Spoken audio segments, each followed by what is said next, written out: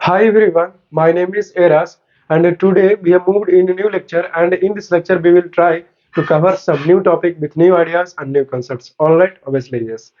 देखो बच्चे लोग जो प्रीवियस क्लासेस में पढ़ाया था वो इम्पोर्टेंट ही है और आज के इस क्लास में जो बता रहा हूँ वो भी बहुत ही ज़्यादा इम्पोर्टेंट है, इसमें शक की कोई बात नहीं है।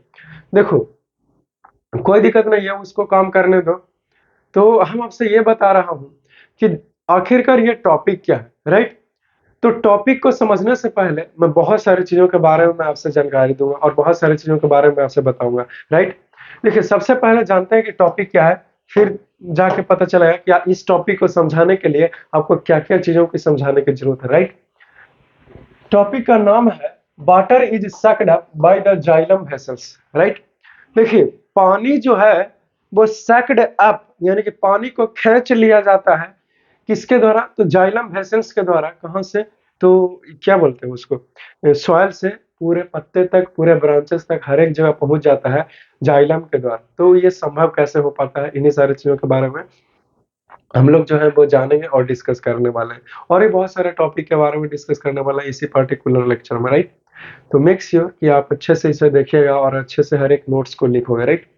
देखो, सबसे पहले तुम मुझे ये बताओ, आपने क्या ड्रिंकिंग स्ट्रॉ का नाम सुना है? नहीं, मुझे यकीन है कि तुमने सुना है। हाँ, वेरी गुड। यही होता है। जैसे नारियल पानी में एक नारियल पानी आता है, ठीक है जी? नारियल पानी रहता है, नारियल पानी में एक पतला सा पाइप देता है, उस पाइप के सहारे से इस प्रकार से ऐसे चूस लेते हैं पूरा का पूरा नारियल पानी को, यानी कि सक करते हैं, है कि नहीं? तो जो नारियल पानी में जो तुमने ड्रिंकिंग स्ट्रॉ डाला है और उससे चूस रहे हो, तो कभी ये सोचने का प्रयास किया कि कैसे, मतलब कि पानी आ रहा है उसको में, राइट? यही तो समझाने का प्रयास कर रहा हूँ। तो हम आपसे ये बताता है कि एक बात बताओ जी, तुमने जब नॉर्मली डाला तो प्रेशर बाहर का भी और नीचे का भी सेम था, राइट? लेकिन जैसे ही तुमने खींचना स्टार्ट किया तो ऊपर का जो प्रेशर है वो तुमने क्या कर दिया, रिड्यूस कर दिया, कम कर दिया, क्योंकि तुमने खींच लिया ना, पूरा एयर को खींच लिया, तो यहाँ का प्रेशर रिड्यूस हो गया और नीचे का प्रेशर हाई हो गया। तो हाई प्रेशर के चलते लोअर प्रेशर देने जो नारियल पानी है वो प्रेशराइज्ड होकर के बाहर निकला ड्रिंकिंग स्ट्रॉ से होते हुए और फिर मेरे माउथ में चला गया। तो कुछ इस प्रकार से ड्रिंकिंग स्ट्रॉ जो है वो काम करता है, राइट? तो समझ गए? तो जाइलम वेसल में भी कुछ इसी प्रकार से प्रेशर क्रिएट होते हैं। ऊपर कम प्रेशर रहता है पत्ते इस सब में और नीचे लो प्रेशर रहता है रूट्स की तरफ से, इसीलिए वहां से वाटर जो है वो सड़क से आ जाता है, राइट? जैसे टंकी हो गया, तो टंकी में पानी ऊपर जाता है छत पे, क्यों? क्योंकि नीचे का जो प्रेशर है वो बहुत ही ज्यादा हाई है और ऊपर का जो प्रेशर है वो ऑब्वियसली बहुत ही ज्यादा कम है, राइट? सो दैट्स वाई, इसीलिए तो ऐसा हो पा रहा है। अब प्रश्न उठता है कि कैसे? तो अभी जब मोटर बंद था तो नॉर्मल प्रेशर था, राइट? लेकिन इधर से क्या हुआ, मोटर चालू किया तो एकदम पूरा धक्का देते हुए जा रहा है और इधर से एकदम पूरा धक्का दे रहा हाई प्रेशर से, और ऊपर तो नॉर्मल ही है, तो पानी पूरा ऊपर चला जाएगा ना टैंकी में, राइट? तो जाइलम वेसल्स के द्वारा पानी कैसे कैरी किया जाता है, तो कुछ इसी मैकेनिज्म, इसी प्रक्रिया से प्रेशर रिड्यूस, एक दाने प्रेशर ज्यादा और एक दाने प्रेशर कम, तो ज्यादा देने से कम की ओर तो जाएगा ही ऑब्वियसली। इसमें क्या हैरानी वाली बात है? जाएगा ना? हाँ सर, चला जाएगा। और यही तो मैं आपको सिखाना भी चाहता हूँ और यही तो मैं आपको समझाना भी चाह रहा हूँ, राइट? तो इसलिए तो ये जब आपने ड्रिंकिंग स्ट्रॉ की कहानी को सीख लिया तो मुझे यकीन है कि अब इसे समझना बहुत ही आसान हो जाएगा आप लोगों के लिए। अगर भरोसा नहीं है तो भरोसा करके देख लो, है कि नहीं? चलिए देखिए, जानते हैं कि the pressure at the top of the xylem vessels is lowered, whereas the pressure at the bottom of the xylem vessel remains high। देखो, जो ऊपर का प्रेशर है उसके ब्रांचेस में, उसके लीफ में, यानी कि उसके पत्ते में, वो बहुत ही कम होता है प्रेशर, और ये नीचे का जो प्रेशर हो गया उसके स्टीम में, उसके तना में, सबसे ज्यादा रूट्स में, वहां प्रेशर हाई होते हैं। तो हाई प्रेशर से मारा सड़क से पानी ऊपर आ गई, ऊपर कम नीचे लो प्रेशर है, तो फिर बहेगा ना लो प्रेशर की ओर, हाई से लो की ओर जाएगा। चाहे फर्क नहीं पड़ता, चाहे ऐसे रहे, चाहे ऐसे रहे, चाहे ऐसे रहे, चाहे पड़ के रहे, हाई प्रेशर देने से लो प्रेशर की ओर जाएगा ही, कुछ भी, हाँ कुछ भी जाए चला जाएगा, राइट? तो समझ रहे हो ना? तो लिखा हूं कि due to this water, due to this, यहाँ पे कॉमा दे दीजिए, water flows up the xylem vessels into the lips. और इसी कारण प्रेशर एक दने घट जाता है और एक दने बढ़ जाता है। तो किधर घट जाता है? तो पत्ते की ओर प्रेशर कम हो जाता है और रूट्स की तरफ में प्रेशर ज्यादा रहता है, जिसके चलते जो पानी है वो नीचे से ऊपर खींच लिया जाता है। राइट, ये कारण हो गया, कंप्लीट हो गया। तो मैंने तुझसे बतलाया है कि किस प्रकार से जो पानी है वो जाइलम वेसल्स के द्वारा सक्ड किया जाता है, यानी कि खींच लिया जाता है। राइट, आई होप कि तुझे जो चीजें हैं वो समझ में आया होगा। किसी को कोई कंफ्यूजन है जी? नहीं है। So if you wants then you can write it. आप चाहो और आप इसे लिख डालो, है कि नहीं? चलिए, आपने इसे चाहा और आपने इसे लिखा, इससे अच्छी क्या बात हो सकती है? राइट, चलो। अब देखो, अब कोई लड़का हमसे ये सवाल करेगा कि सर आपने तो बहुत आसानी से समझा दिया कि प्रेशर एक दने कम हो गया पत्ते की ओर और रूट्स की तरफ प्रेशर हाई है, इसीलिए जो वाटर है वो क्या हो गया, नीचे से ऊपर की ओर खींचा गया, फेंका गया। राइट, लेकिन ये प्रेशर कैसे रिड्यूस्ड हो गया सर? पत्ते की ओर प्रेशर कैसे रिड्यूस्ड हो गया, कैसे कम हो गया? इसके पीछे का कोई विज्ञान, कोई सिद्धांत को बताना चाहेंगे सर? तो जरूर बताएंगे जी, आपकी इच्छा मेरी चॉइस मेरी ख्वाहिश। राइट, तो आओ चलो जानते हैं। तो हमारा नेक्स्ट टॉपिक इसी से रिलेटेड है, समझ गया ना, कि how is the pressure at the top of the xylem vessels reduced. That means कि जो प्रेशर है वो टॉप की ओर, वो जाइलम वेसल में कैसे कम हो गए, क्योंकि जाइलम वेसल में ही पानी जाना है। राइट, यानी कि पत्ते की ओर ऊपर में मैंने कहा प्रेशर रिड्यूस, नीचे ज्यादा तो ज्यादा देने से कम की ओर वाटर चला गया, तो जाइलम वेसल में ही जा रहा है ऑब्वियसली। तो प्रश्न ये उठते हैं कि ऊपर की ओर जो जाइलम वेसल है, लिप्स की ओर, उसमें प्रेशर रिड्यूस्ड कैसे हो गया, कैसे कम हो गया, और नीचे का है ना इंटरेस्टिंग सवाल। और यही ना तुम मुझसे जानना चाहते थे। राइट, जो भी आपके दिमाग में ये सब चीजें चल रही थी कि कैसे हो पाएगा। राइट, तो इन्हीं सारे प्रश्नों को डील करते हैं। तो चलो देखते हैं। लिखा हूं, the pressure at the top of the xylem vessel in A plant is reduced. Top में जो जाइलम वेसल्स होते हैं पत्ते की ओर, ब्रांचेस की ओर, वहां प्रेशर रिड्यूस्ड हो जाता है, कम हो जाता है, ड्यू टू किसके चलते? तो ट्रांसपीरेशन, ट्रांसपीरेशन के चलते। This is explained as follows. और इसी ट्रांसपीरेशन को कुछ निम्नलिखित तरीके से एक्सप्लेन किया गया है। तो एक लाइन में ऑब्जेक्टिव क्वेश्चन से यहाँ से पूछता है, कंपटीशन में भी पूछते हैं, बड़े बड़े कंपटीशन में पूछते हैं, जब इंटरव्यू के बाद दोगे तो भी आएगा ये प्रश्न को डील करने के लिए, इसीलिए बी केयरफुल। तो हम आपसे ये बता रहा हूँ डियर कि ट्रांसपीरेशन के चलते ऊपर का जो प्रेशर है पत्ते वगैरह इस सब तरफ की, वो प्रेशर कम हो जाता है, और रूट्स में जो पानी है, सॉरी रूट्स का जो जाइलम वेसल है वहां प्रेशर जो है वो हाई रहता है, इसीलिए पानी जो है ऊपर की ओर फ्लो कर जाता है और नीचे की ओर जो है वो फ्लो फ्लो मतलब कि नहीं कर पाता है। राइट, समझ गया ना? तो अब तुम्हारे मन में चलेगा कि सर ये ट्रांसपीरेशन क्या हुआ। मुझे पता है कि तुम्हारे मन में क्या क्या चल सकता है, इसीलिए मैं बोल रहा हूँ। राइट, तो ट्रांसपीरेशन क्या है सर, यही जानना चाहते हो, है कि नहीं? तो कोई दिक्कत वाली बात नहीं, मैं तो हमेशा कहता हूँ कि दिक्कत वाली तो कोई बात होती ही नहीं है, इसीलिए मैं आपको इसके बारे में भी जानकारी देता हूँ, दैट इज द ट्रांसपीरेशन के बारे में। राइट, अब देखिए ये ट्रांसपीरेशन क्या होते हैं। The process in which water evaporates from the leaf is called transpiration. ऐसा प्रक्रिया जिसमें पानी जो है वो पत्ते से बर्बाद हो जाता है, पत्ता से इवेपोरेट करके निकल जाता है, तो इसी प्रक्रिया को ट्रांसपीरेशन का नाम दिया है। राइट, अब देखिए ट्रांसपीरेशन के चलते जो है वो पानी जो है वो कम कैसे हो जाता है, यानी कि प्रेशर जो है, पानी तो कम होगा ही क्योंकि निकल रहा है, लेकिन प्रश्न ये है कि प्रेशर कम कैसे हो जाएगा। राइट, अब देखो एक बात बताओ जी, पत्ते में होता है स्टोमाटल पोर। राइट, ध्यान से सुनना मेरी बातों को, आपको समझ में आ जाएगा।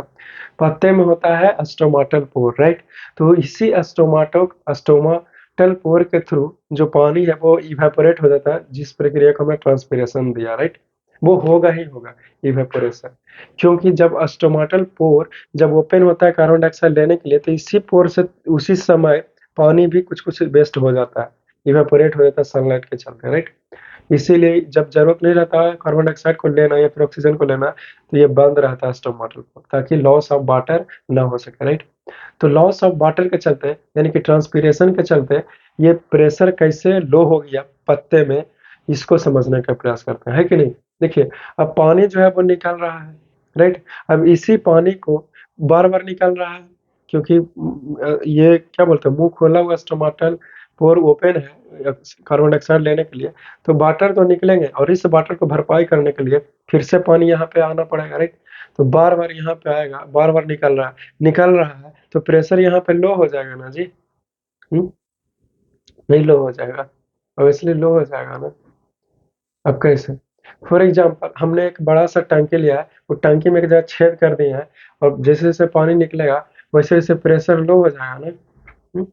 और उस प्रेशर को और मेंटेन करने के लिए, और पानी जो है वो नीचे सरकते हुए चला गया, बार बार निकलेगा, और तब जाकर के टंकी खाली होगी, यानी कि उसमें लो प्रेशर होगा, और फिर हम यहाँ से हाई प्रेशर से जगह बना है तो जाकर के टंकी में पानी को डाल देंगे, राइट। तो यहाँ से बार बार पानी निकल रहा है, इस पानी को भरपाई करने के लिए आएगा कि नहीं आएगा, वो क्या बोलते हैं, फिर से वाटर आना है, वाटर को आना होगा, राइट। तो जब पानी आएगा तो फिर निकलेगा, और तो इस प्रकार से वहां पे जो है वो लो प्रेशर हो जाता है, समझ जाना। और नीचे ऐसा कुछ भी नहीं है कि वाटर को लॉस करना, और तो और उसका root nodules of a plant जो है वो वाटर कब्जा कर रहा है, तो वहाँ पे हाई प्रेशर है। तो देखा क्या रहे, बार बार पानी जा रहा है, सरक रहा है, लेकिन जगह है, स्पेस है, लो प्रेशर क्रिएट हो गया है, तो यहाँ से सड़क से मारेगा, पूरा में पानी फैल जाएगा जाइलम वेसल्स में। तो आई होप डियर कि तुझे जो है वो चीजों को समझ में आ रहा है। चलिए देखते हैं कि यहाँ पे क्या बताया गया है। लिखा हूं कि the evaporation of water from the leaves of a plant is called transpiration. पत्ते से पानी जो है वो इवेपोरेट करके यानी कि उड़ करके निकल गया, उसी प्रक्रिया को ट्रांसपीरेशन बोलते हैं। यहाँ से बोर्ड एग्जामिनेशन में ऑब्जेक्टिव क्वेश्चन पूछ सकते हैं, इसको डबल टिक आउट करना। पूछेगा कि the evaporation of water from the leaves of a plant is called, और यहाँ पे दे देगा डाइस डैश, ठीक है। तो क्या होगा, ऑप्शन ए में ट्रांसपीरेशन, बी में कुछ और, सी में कुछ और, डी में नन। तो ए में ट्रांसपीरेशन मारना, राइट। तो एक नंबर ऑब्जेक्टिव तो कंप्लीट हो गया। जरूरी है यही आएगा, लेकिन याद रखना। नेक्स्ट लिखा हूँ कि the transpiration takes place through stomatal pores. ये अभी भी बताया कि जो ट्रांसपीरेशन है वो कैसे होता है, तो स्टोमाटल पोर्स के थ्रू होता है ट्रांसपीरेशन, राइट। तो इसलिए यस। नेक्स्ट बता रहा हूँ जी कि the continuous evaporation of water और transpiration from the cells of a leaf. लगातार जो वाटर लॉस होता है स्टोमाटल पोर्स के थ्रू, यानी कि ट्रांसपीरेशन होता है, जिसके कारण creates a kind of suction, एक प्रकार का सक्शन जैसा क्रिएट होता है, यानी कि किसी चीज को खींचने के लिए वो सक्षम हो जाता है। विच पुल्स, जिसके कारण वो pulls the water through the xylem vessels, और इसी के कारण जो है वो पानी को क्या बोलते हैं, वो खींच लिया जाता है, ठीक है ना। ये इसी जाइलम वेसल्स के द्वारा पानी खींच लिया जाता है। नेक्स्ट लिखा हूं कि इन दिस वे, और इस तरह से the process of transpiration helps in the upward movement of water, और इस प्रकार से जो प्रक्रिया हुई ट्रांसपीरेशन का, वो पानी को नीचे से ऊपर जाने में जाइलम वेसल में वो मदद करता है, सहायता करता है, राइट। एंड मिनरल्स को भी from roots to the leaves through a stem, ठीक है। रूट्स से लीफ तक, पत्ते के पास पहुंचता है वाटर जाइलम वेसल में, ठीक है ना। तो ये ऑब्वियसली ये तना से होकर के ही गुजरेगा, है कि नहीं। तो वही चीजों को बताया गया। तो आई होप कि जो भी यहाँ पे बताया गया आपको अच्छे से समझ में आया होगा, और हर एक चीजों के बारे में डाउट को जो है वो क्लियर हुआ होगा, राइट। तो if you wants then you can write it, आप चाहो और आप इसे लिख डालो। चलिए इसे लिखिए पहले, फिर कुछ और बातें ताकि मैं आपसे बता सकूं, है कि नहीं। चलो लिख लिया, आगे बढ़ सकते हैं। मैं आपका स्क्रीन के साइड हट गया।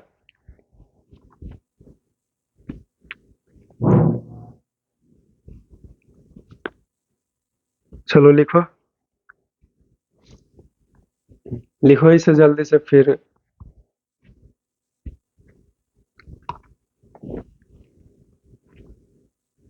चलो वेरी गुड, लिख लिया होगा।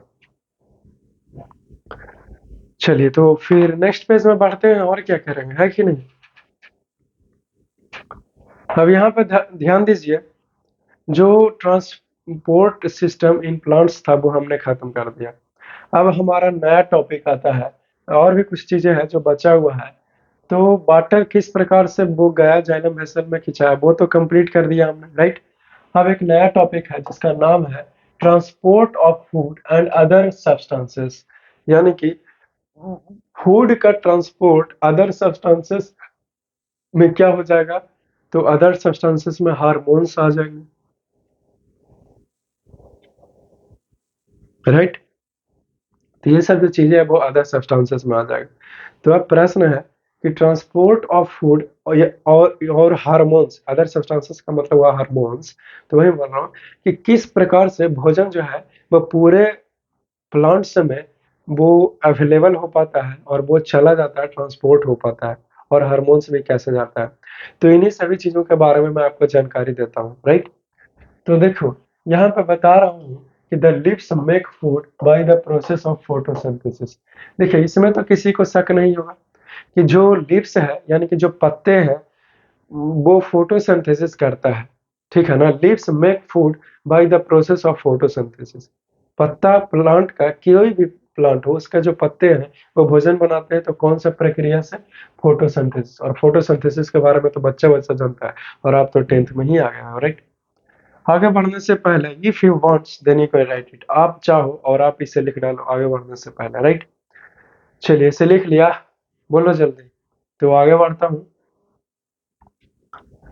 चलिए, यहाँ पे ध्यान दीजिए, बता रहा हूँ कि the transport of food from the leaves to the other parts of the plant is called translocation. यहाँ से भी बोर्ड एग्जामिनेशन में पूछ सकता है, ये भी बोर्ड के लिए इंपॉर्टेंट है, राइट। पूछेगा the transport of food from the leaves to the other parts of the plant is called dash में ट्रांसलोकेशन, बी में ट्रांसपिरेशन, सी में बहुत, डी में नन। क्या मारेगा, ट्रांसलोकेशन मार देना है कि नहीं, क्योंकि करेक्ट आंसर यही। अब देखिए, ट्रांसलोकेशन क्या होता है, तो वैसा प्रक्रिया जिसमें भोजन जो है, जो पत्ता में बना फोटोसिंथेसिस के थ्रू, वो वो प्लांट्स के और भी दूसरे पार्ट में जाएगा, जैसे उसका ब्रांच में, टहनियों में जाएगा भोजन, और कहाँ जाएगा, तो उसके स्टीम में जाएगा, यानी कि उसके तना में जाएगा, और कहाँ जाएगा, तो उसके रूट्स में जाएगा, और भी जहां जहां जरूरत रहेगा वहां वहां चला जाएगा। लेकिन ये जो गया पत्ते से निकल करके भोजन, इसी प्रक्रिया को तो हमने ट्रांसपीरेशन, सॉरी, ट्रांसलोकेशन का नाम दिए हैं, राइट। तो आई होप डियर कि ट्रांसलोकेशन क्या होता है तुझे समझ में आया होगा बहुत अच्छे से, राइट।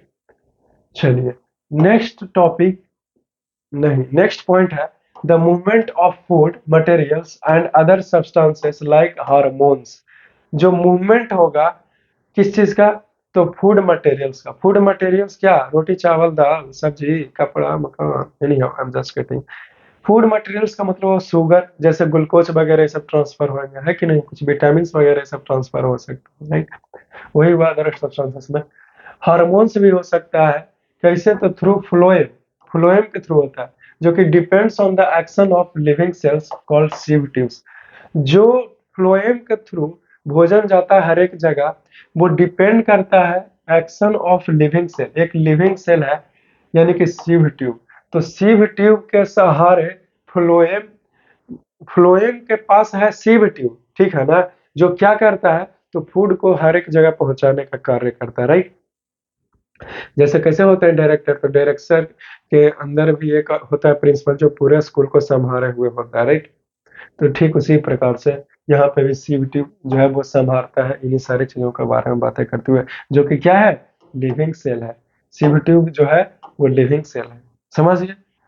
चलो, अब नेक्स्ट टॉपिक है, हमारा नया टॉपिक है, जिसका नाम है phloem contains sieve tube. Phloem जो है वो सीव ट्यूब कंटेन्स किए हुए, यानी कि लिए हुए, दैट मीन्स कि फ्लोएम के पास सीव ट्यूब है। तो इसके बारे में जानकारी लेते हैं, सीव ट्यूब के बारे में, समझ गया ना। तो बता रहा हूँ जी कि phloem is made up of many cells joint end to end to form long tubes. Phloem जो है वो बना है बहुत ही ज्यादा सेल्स से, एक से अधिक सेलों से बना हुआ है ये फ्लोएम्स, जो जॉइंट है एंड टू एंड, किनारे से किनारे कनेक्टेड है, और तब जाकर के इस प्रकार से ये सिव ट्यूब्स का निर्माण हुआ है, राइट। किस कैसा, तो लॉन्ग ट्यूब, एक ट्यूब की तरह, एक पाइप की तरह, एक नली की तरह, राइट। नेक्स्ट बता रहा हूँ कि the cells of phloem is called sieve tubes.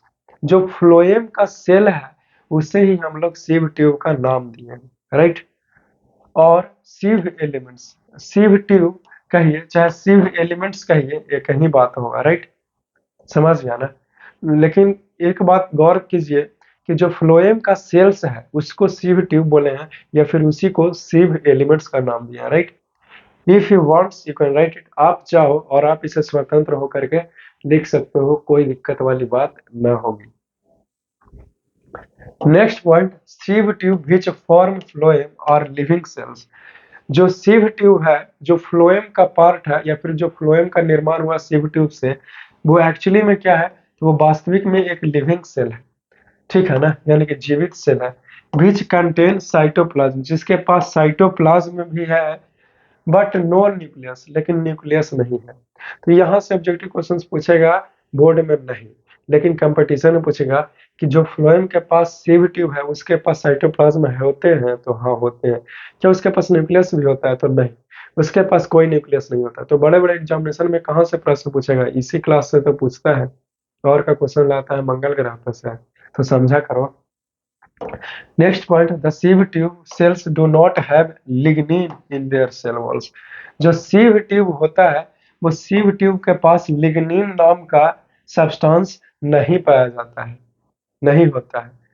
तो यहाँ से पूछेगा कि कौन सा सब्सटेंस जो है वो सिव ट्यूब के पास नहीं होता है, तो लिग्निन जो है वो नहीं होते हैं।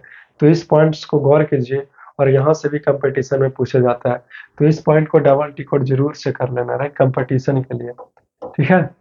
नेक्स्ट बता रहा हूँ जी कि each sieve tube has a companion cell. जो प्रत्येक सिव ट्यूब के पास एक कंपेनियन सेल होता है, समझ गया ना, जैसे हर प्रिंसिपल के पास एक अपना टीचर्स होता है, हर टीचर के पास स्टूडेंट्स होते हैं पढ़ने के लिए, उसी प्रकार से सिव ट्यूब के पास कंपेनियन सेल है, ठीक है ना। ताकि ताकि सिव ट्यूब का काम आसान बनाता है ये कंपेनियन सेल, राइट।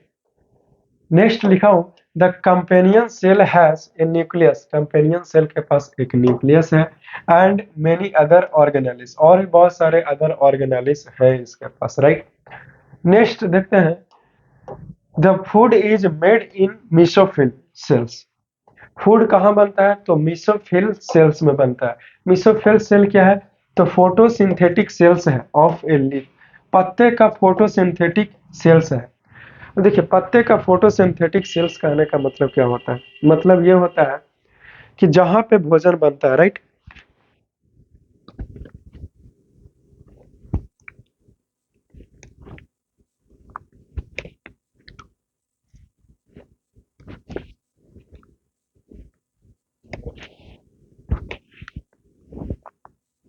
हाँ, तो हम ये बता रहा था, तबीयत ठीक नहीं ना, थोड़ा थोड़ा हाथ में, इसीलिए थोड़ा सा चले जाते हैं बीच बीच में।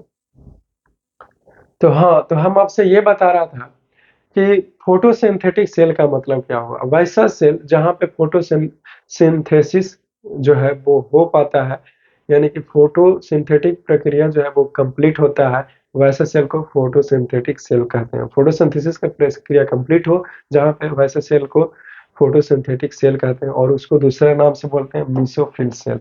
तो फोटोसिंथेटिक सेल का दूसरा नाम क्या हो सकता है, मीसोफिल। मीसो सेल का दूसरा नाम क्या कह सकते हैं, तो फोटोसिंथेटिक सेल कहते हैं, राइट। जहाँ पे फोटोसिंथेसिस होता है वो कहाँ है, तो लीफ में ही है, वो पत्ते में ही ज्यादातर पाए जाते हैं फोटोसिंथेटिक सेल। इसीलिए तो फोटोसिंथेटिक प्रक्रिया है, या फिर फोटोसिंथेसिस प्रोसेस है जो कंप्लीट हो पाता है। तो ये चीजें थी जो कंप्लीट होता है। चलो, इसे अभी भी नहीं लिखे हो तो मैं आपके स्क्रीन के साइड हट गया हूँ, और आप इसे बहुत अच्छे तरीके से लिख सकते हो, कोई चिंता वाली बात ना हो। चलिए, अच्छी बात है कि आपने इसे लिखा, अब मैं आगे बढ़ सकता हूँ, राइट। चलो देखो, आगे बता रहा हूँ जी कि the food made by the mesophyll cells of a leaf इंटर्स into the sieve tubes. जो भोजन बनाया जाता है किसके द्वारा, मेसोफिल सेल्स के द्वारा, यानी कि फोटोसिंथेटिक सेल्स के द्वारा, जो कहाँ होते हैं, लीव्स के ऊपर ही होता है, यानी कि पत्ते के ऊपर ही होता है। वो इंटर्स करता है इन द सीव ट्यूब। कहाँ इंटर करता है, तो सीव ट्यूब में इंटर्स करते हैं, किसका, तो ऑफ फ्लोएम का एंड देन उसके बाद ट्रांसपोर्टेड, वो ट्रांसपोर्ट होते हैं, यानी कि चला जाता है other parts of the plant. वो प्लांट के दूसरे भाग में चला जाता है जहां पे जरूरत है, जैसे में स्टीम हो गया, एंड रूट्स, उसका जड़ हो गया, जहां पे भोजन की जरूरत पड़ेगी, राइट। तभी तो वो पूरा आकड़ करके खड़ा है, नहीं तो वो प्लांट्स पूरा गिर जाएंगे कि नहीं गिर जाएंगे। तो इस प्रकार से हमने सीखा कि कैसे जो है वो भोजन जो है वो ट्रांसपोर्ट होता है प्लांट्स में, पेड़ पौधों में, right. So if you wants then you can write it, आप चाहो और आप इसे लिख डालो, है कि नहीं। चलिए लिख लिया, वेरी गुड। अब देखिए यहाँ पे कुछ फिगर है, अब इस फिगर के माध्यम से समझने का प्रयास करते हैं। सबसे पहले जानते हैं कि फिगर किस चीज का है, राइट। लिखा हूं कि the structure of phloem made of sieve tubes. जो स्ट्रक्चर है फ्लोएम का वो किस चीज से बना है, तो सीव ट्यूब से बना हुआ है, राइट, ऑब्वियसली। अब देखिए आगे लिख रहा हूं कि cell wall, structure of phloem, ये फ्लोएम का स्ट्रक्चर है, ठीक है ना। जो फ्लोएम जो है वो किस चीज से मेड है, किस चीज से बना है, तो सीव ट्यूब से बना हुआ है ये फ्लोएम, राइट। चलिए, ये सेल वॉल हो गया containing cellulose but no lignin. तो जो सेल वॉल होते हैं इसके पास सेलुलोज तो है लेकिन लिग्निन नहीं है, समझ गया ना, राइट। सीव ट्यूब, ये सीव ट्यूब हो गया containing cytoplasm but no nucleus. Sieve tube के पास साइटोप्लाज्म है लेकिन किसी भी प्रकार का कोई न्यूक्लियस नहीं है। इस साइड जो देख रहे हैं वो कंपेनियन सेल हो गया कंटेनिंग डेंस साइटोप्लाज्म, जिसके पास क्या बोलते हो, ये साइटोप्लाज्म जो है वो घना है एंड ए न्यूक्लियस, और कंपेनियन सेल के पास न्यूक्लियस भी होता है।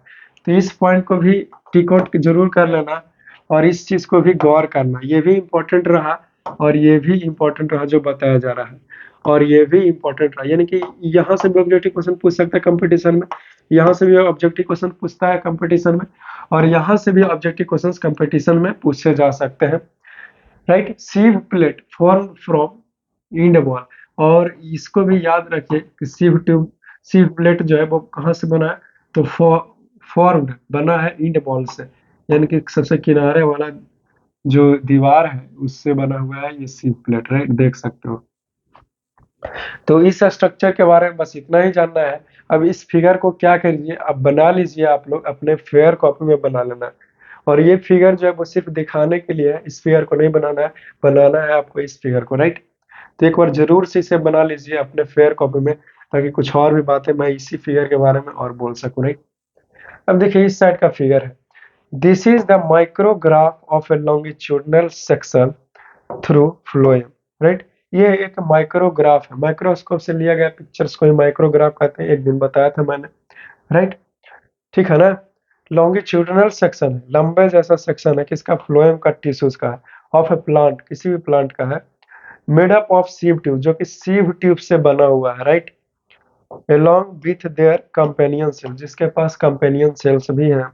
The red triangles in the above micrograph are placed where sieve plates existed। क्या बोला, रेड ट्रायंगल, जो रेड ट्रायंगल यहाँ पे है और यहाँ पे भी है रेड ट्रायंगल, राइट। तो यहाँ पे क्या है, वो red triangles in the above micrograph और द प्लेसेस, वो जगह है रेड ट्रायंगल के पास जहाँ पे सिव प्लेट्स एग्जिस्ट है, जहाँ पे सिव प्लेट्स है, इस प्रकार से ये वाला प्लेट्स है, ये वाला प्लेट्स यहाँ पे है, मतलब कि ये वाला जो चीज हुआ वो फ्लोएम का स्ट्रक्चर हो गया, यानी कि ये वाला पूरे का पूरा ये फ्लोएम का स्ट्रक्चर हो गया, राइट। तो देख लीजिए फिगर है, फिगर को लुप्त उठा लो क्योंकि इसको हमने देखने के लिए ही ऑलरेडी पेस्ट आउट किया हुआ है कि नहीं, इसीलिए देखना जरूरी है ना, राइट। चलो आपने देख लिया इसे, वेरी गुड, बना भी लिए हो ये फिगर फेयर कॉपी में, चलो इससे अच्छी बात और क्या हो सकती है, राइट। चलिए आगे बढ़ा जाए। ये देखिए ध्यान से, एक और फिगर है जो आपको देखने के लिए ही है। We can see the sieve plates and sieve tubes, sieve plate और सिव ट्यूब्स को हम लोग देख सकते हैं कुछ इस प्रकार से है, clearly in this transverse section of phloem. और इस फिगर में आप देख सकते हो कि किस प्रकार से जो है वो सिव प्लेट्स होता है और सिव ट्यूब्स होते हैं, राइट। तो ये सब के सब देख रहे हो, ये सब के सब सिव प्लेट्स की तरह ही है, और ये जो आप देख रहे हो ये पूरे के पूरे ये एक सिव प्लेट, ये सिव ट्यूब्स है, यानी कि पाइप की तरह, नली की तरह, राइट। तो इसे जरूर देख लो, देखने के लिए सिर्फ है, ताकि नॉलेज जो है वो आपका और इनहांस हो जाए और बूस्ट हो जाए, राइट। तो देख लिया होगा, आगे बढ़ जाए, इससे बनाओगे, हाँ इसे चाहोगे तो बना सकते हो इस प्रकार से, ऐसे ऐसे डॉटेड डॉटेड करके बना लेना, लेकिन बनाना कोई इंपॉर्टेंट नहीं है, कोई जरूर नहीं है, तो सिर्फ देख के भी काम चला सकते हो, राइट। जहाँ पे बनाने लायक चीजें होती है, जहाँ पे लिखने लायक चीजें होती है, वहां तो मैं खुद कहता ही हूँ, है कि नहीं।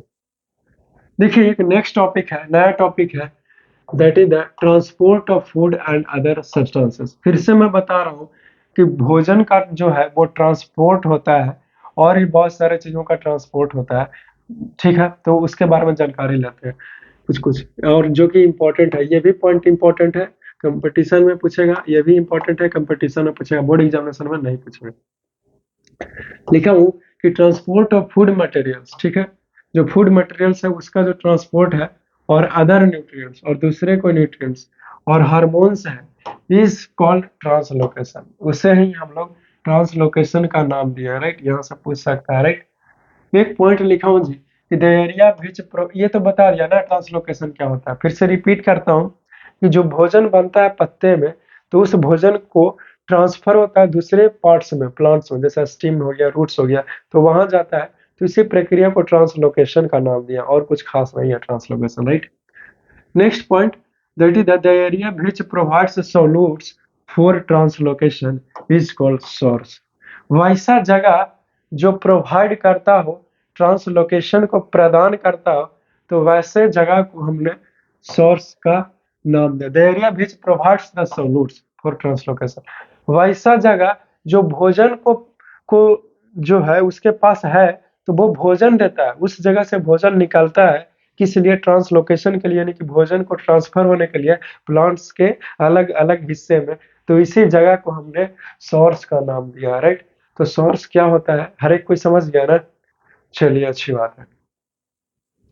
अब नेक्स्ट बता रहा हूं जी कि the area which receives the solutes, वैसा जगह जो सॉल्यूट्स को रिसीव करता है, यानी कि भोजन को रिसीव किया, ठीक है ना, आफ्टर ट्रांसलोकेशन, ट्रांसलोकेशन होने के बाद, तो इज कॉल्ड सिंक। तो ऐसा जगह को सिंक कहते हैं, ठीक है। मैं फिर से रिपीट करता हूँ, जहां से सॉल्यूट्स निकल रहे हैं, जहां से चीजें निकल रही है, भोजन वगैरह, और जहां पे आई है, तो वैसे जगह पे जगह को सिंक का नाम दिया है। तो दो ही तरह की टर्म है, सोर्स एंड सिंक। जो कंपटीशन में पूछेगा तो तुमको लगा कि सिंक का मतलब तो डूबना हो गया, सोर्स का मतलब कुछ ऐसे, तो वैसे नहीं होता है चीजें जैसे तुम सोचते हो। तो माइंड लगाना पड़ेगा कि क्वेश्चन जो है वो कौन सा चैप्टर्स का है, और तब जाकर के आप करेक्ट उत्तर को दे पाओगे, राइट।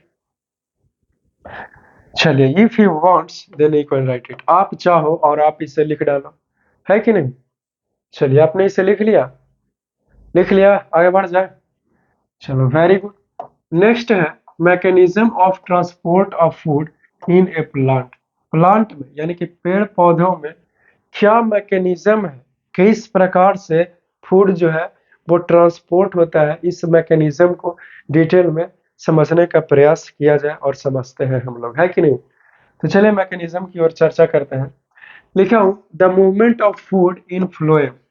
फ्लोएम में जो फूड की मूवमेंट होती है, यानी कि फूड एक जगह से दूसरे जगह जाता है, या फिर यूं कहूं ट्रांसलोकेशन होता है, राइट, टेक्स प्लेस बाई, वो कैसे हो पाता है, बाई यूटिलाइजिंग एनर्जी। तो एनर्जी का इस्तेमाल करके फूड जो है वो जाता है। ट्रांसलोकेशन कैसे हो पाता है, भोजन एक जगह से दूसरे जगह कैसे जाते हैं, तो एनर्जी लगता है इसको, मैं प्लांट्स को, समझ गया ना। तो दिस हैपेंस एज फॉलोज, तो ये किस प्रकार से होता है, ये प्रक्रिया कैसे होता है, तो मैंने कहा दिस हैपेंस एज फॉलोज, यानी कि ये कुछ निम्नलिखित तरीके से होते हैं। तो इसको समझते हैं। तो पहला पॉइंट बता रहा हूँ, पहला तरीका कि the food made in leaves, भोजन जो है वो पत्ते में ही बनता है, right, is loaded into the sieve tubes. वो लोड होता है, यानी कि वो कहाँ पे आता है, तो वो जो है वो सीव ट्यूब्स में आता है, राइट, ऑफ फ्लोएम टिश्यू, किसका, तो फ्लोएम टिश्यूज का, समझ गया ना। By using energy from ATP, ATP से एनर्जी जो है वो प्राप्त करता है ये लिव्स, पत्ते, और तब जाकर जो फूड है वो सीव ट्यूब में लोड होता है, यानी कि सीव ट्यूब में एंट्री लेता है, right, obviously. Next point second में बता रहा हूँ कि वाटर इंटर्स इनटू सीव ट्यूब, पानी जो है वो सीव ट्यूब में एंट्री लेता है, ठीक है, कंटेनिंग शुगर, जिसके पास शुगर रहता है, शुगर मतलब बोले तो भोजन रहता है, ग्लूकोज रहता है, right, by the process of, तो उस कौन सा प्रक्रिया से, तो ऑस्मोसिस प्रोसेस से। और हमने आपको एक दिन बहुत अच्छे से बताया था ऑस्मोसिस क्या होता है, डिफ्यूजन क्या होता है, इसीलिए ये बताने की कोई जरूरत नहीं, राइट। ड्यू टू विच, जिसके कारण the pressure in the phloem increase, जिसके कारण जो प्रेशर है वो फ्लोएम में वो बढ़ जाता है, राइट। तो एक बार ध्यान से सुनिए, पानी जो है वो एंट्री लेता है Sieve में, जिसके पास शुगर ऑलरेडी है, राइट। तो कौन सा प्रक्रिया से? तो ऑस्मोसिस प्रोसेस से, समझ गया ना। ड्यू टू विच, जिसके कारण प्रेशर जो है वो फ्लोएम का बढ़ जाता है, राइट। पानी इधर आ रहा है, उधर पानी नहीं होगा, तो इधर से पानी निकलता हुआ इधर से जा रहा है पानी, उधर पानी है या नहीं, तो प्रेशर बढ़ते हुए चला गया ना जी। तो प्रेशर बढ़ गया तो हर एक जगह चला जाएगा कि नहीं चला जाएगा, पानी के साथ भोजन मिलकर, राइट। लिखा हूं कि दिस हाई प्रेशर, और ये जो हाई प्रेशर है मूव्स द फूड, वो भोजन को मूव्स करता है to all the parts of the plant, वो प्लांट के हर एक पार्ट्स में भोजन प्रोवाइड करता है, राइट। हैविंग लो प्रेशर, वैसे जगह पे प्रोवाइड करता है जहां पे लो प्रेशर हो, राइट। तो ये प्रेशर लिख लीजिए, डबल पी यहाँ पे लिखा गया था, इसीलिए वो पी को काट दिया मैंने, राइट। तो स्टूडेंट्स, आपको लग रहा है कि सर कितना आसानी से बताते हुए चीजों को चला, लेकिन मुझे पता है कि कितना मेहनत से, कितना मुश्किलों को सामना करते हुए हमने ये पॉइंट्स को कट आउट किया है, और कहाँ से चुराया है, कहाँ से लिया गया है। मेरे कहने का मतलब यही हुआ, तो कहाँ कहाँ से छाट करके, कहाँ कहाँ से दिलों में चुरा करके, राइट, आपके लिए मैंने यहाँ पे डिजाइन किया हुआ है, राइट। इसीलिए तो एक लाइन पढ़ते हैं और आपको समझ में आ जाता है, तो कितना आसान है। तो मैं इस तरीके से नोट्स को भी तैयार किया हूँ कि अगर आप लेक्चर को खत्म करते हो, और लेक्चर को खत्म करने के बाद खुद से रिवाइज करते हो बैठ करके घर में, तो आपको ऐसा कभी महसूस नहीं होगा कि हमें समझ में नहीं आ रहा है। आपको 100% नोट्स खुद से पढ़ करके समझ सकते हो, ताकि दोबारा से लेक्चर देखने का टाइम बच सके, राइट।